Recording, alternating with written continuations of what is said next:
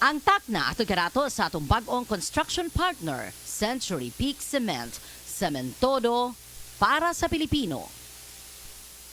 Si Severina Kasipong, taga Valle Hermoso Negros Oriental, nag-anto sa kasakit sa iyang kilid, human nabundak og napaod sa lingkuranan nga kawayan. Grabe kasakit, kang mulmul nga di masabot. Dagan na kayong tambal inom nako, dagang capsule, dagang haplas. Huwag man kumaayo ato Papa Anel, pero karon lagi sa imong sweet kares Papa Anel. Salamat lagi Papa Anel. Nag-inom kag A1 niya, gihaplasan ni mong sweet kares. Oo. Kunya, maayo na, dili na sakit imuhang kilid. Dili na kalusin. Gipamasin sa A1 ug sweet kares. Okay na.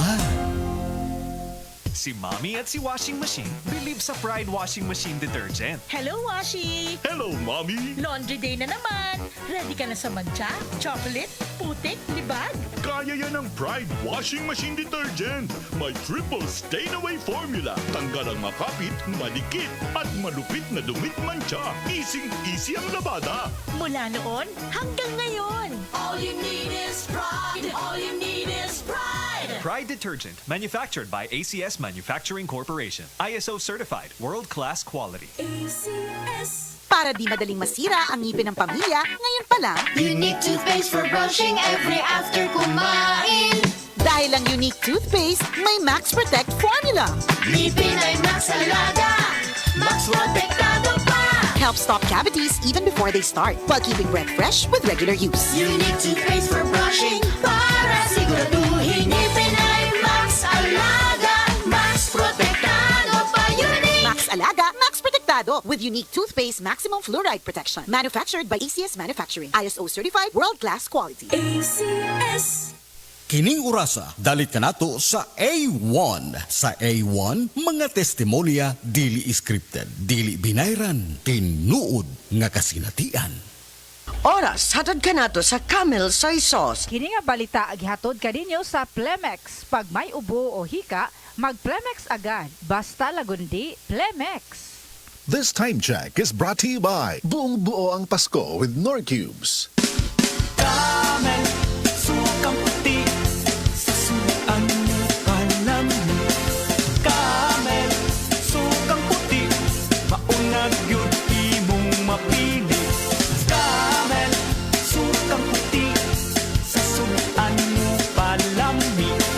Camel, sukang puti, anita na ang sekreto, ang sekreto. Salami!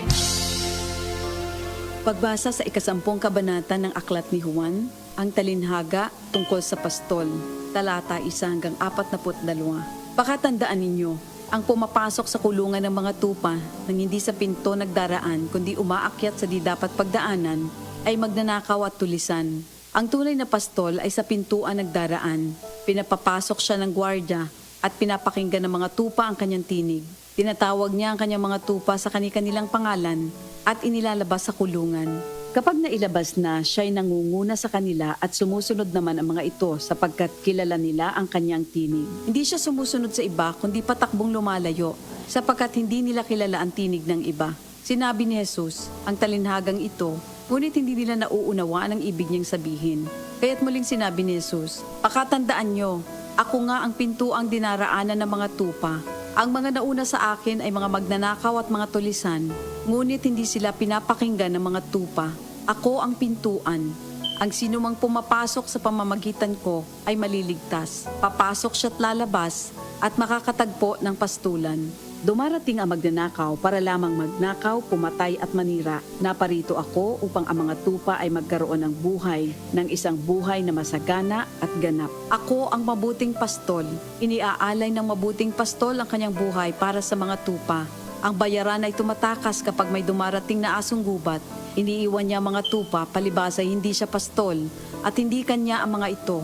Kaya't sinusunggaban ng asong gubat ang mga ito at binubulabog. Tumatakas siya, palibas ay bayaran lamang at walang malasakit sa mga tupa.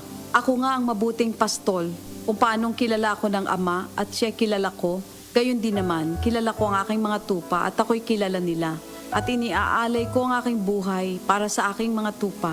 Mayroon akong iba pang mga tupa na wala pa sa kulungang ito. Kinakailangan sila'y ipasok ko rin at papakinggan naman nila ang aking tinig. Sa gayon magiging isa na lamang ang kawan at isa ang pastol. Dahil dito'y minamahal ako ng Ama, sapagkat iniaalay ko ang aking buhay upang ito'y kunin kong muli. Walang makakakuha ng aking buhay kusa ko itong ibinibigay. Mayroon akong kapangyarihang ibigay ito at kuning muli. Ito ang utos na tinanggap ko sa aking Ama. Dahil sa mga pananalitang ito, hindi na naman nagkaisa ng palagay ang mga Hudyo. Marami sa kanila nagsabi, talagang sinasapian na ito ng demonyo at nababaliw. Bakit ba kayo nakikinig sa kanya? Sinabi naman ng iba, hindi nakakapagsalita ng gano'n ng isang sinasapian ng demonyo. Nakakapagpagaling ba ng bulag ang demonyo?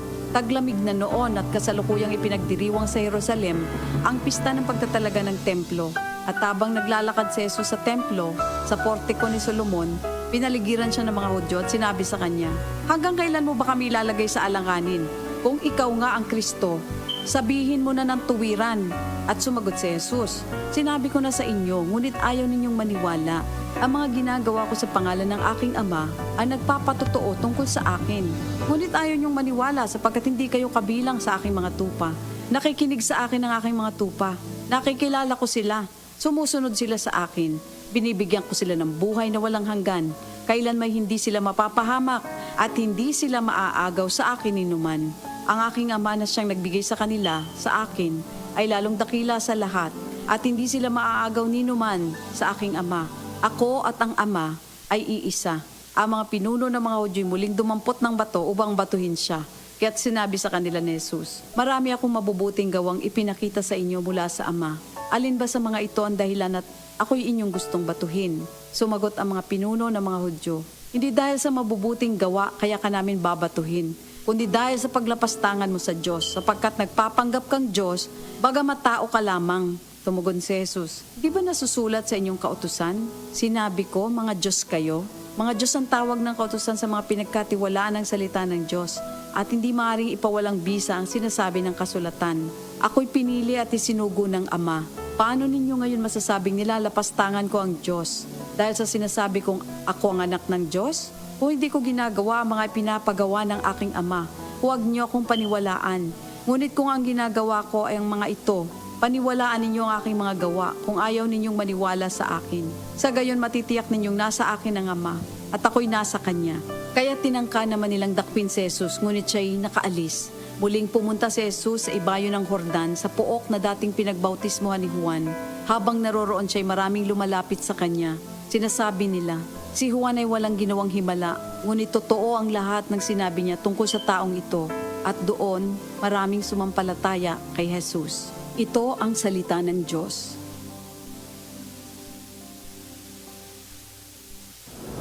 Mga higala, kerong November 3 Friday, ang payday sale sa tanang mga Life Extension Medical Clinic and Pharmacy branches. Nice special discount ang Life Extension Vitamin D3 with free CBG and ECG on selected branches only, plus 30 to 50% discount on selected Life Extension products. Sa November 3 Friday, ang payday sale sa tanang mga Life Extension Medical Clinic and Pharmacy branches for longer life. Ako si Reynalyn Ravanes, football and swimming coach. Tungod kay physically active ko kada adlaw, usahay makabati ko kakapoy sa akong kalawasan. Pero wa ko mabalaka. Because of my strict diet and workout, padayon gihapon ang laban. And for 2 years, pirmi pud nako kauban ang MX3 capsule. Low sodium, cholesterol, and fat-free ni. Sakto kaayo sa akong lifestyle. Maong bilibid ko sa MX3, my everyday body. Mahalagang paalala, ang MX3 capsule ay hindi gamot at hindi dapat gamiting panggamot sa anumang uri ng sakit. Gulya t-shirt! Happy Mart! Blouses! Happy Mart! Underwear! Happy Mart! Sapot sa kabataan! Happy Mart! Pantalon! Happy Mart! H-A-P-P-Y! M-E-R-T! Happy Mart!